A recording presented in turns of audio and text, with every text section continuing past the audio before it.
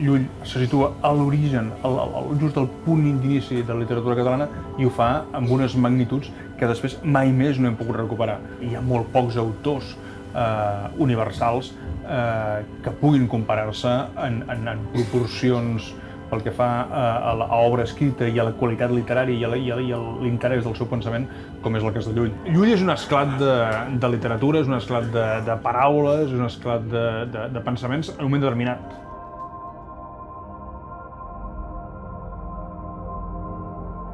Llull, encara que avui en dia es pugui sorprendre, ell no li interessava gens fer literatura. En tot cas, si feia literatura era amb una segona intenció, és a dir, el que li interessava sobretot era transmetre un determinat missatge de reforma i que, diguem, l'escoltessin per qüestions doctrinals. Llavors, utilitza la literatura per vehicular aquests missatges.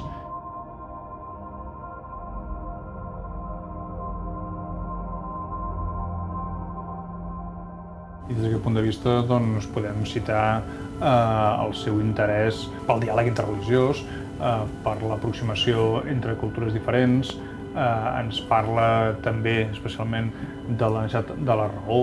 Hem de llegir Llull perquè és un escriptor sensacional. El lector, en els llibres de Llull, ha d'anar a buscar el contingut i ha de solucionar un seguit d'enigmes per arribar a aquests continguts. Per tant, és un lector activíssim que ha de penetrar en la lectura i ha d'extreure'n coneixements.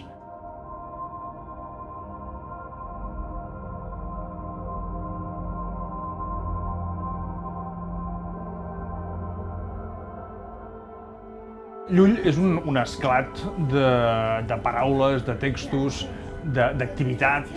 I des d'aquest punt de vista sí que realment podem considerar-lo un primer Big Bang de la literatura catalana, com un punt de partida realment molt explosiu. Llegir Llull implica llegir gran literatura que ens parla de la condició humana, ens parla de les preocupacions humanes, ens parla de l'existència o no d'un més enllà, de com hem de regir les nostres vides, ho fa amb una perspectiva de fa més de 7 segles, però malgrat tot la condició humana hi continua sent.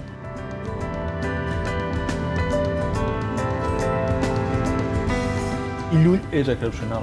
Doncs es pot accedir a Llull i s'ho pot passar fantàsticament bé llegint Llull perquè és literatura de primeríssima qualitat.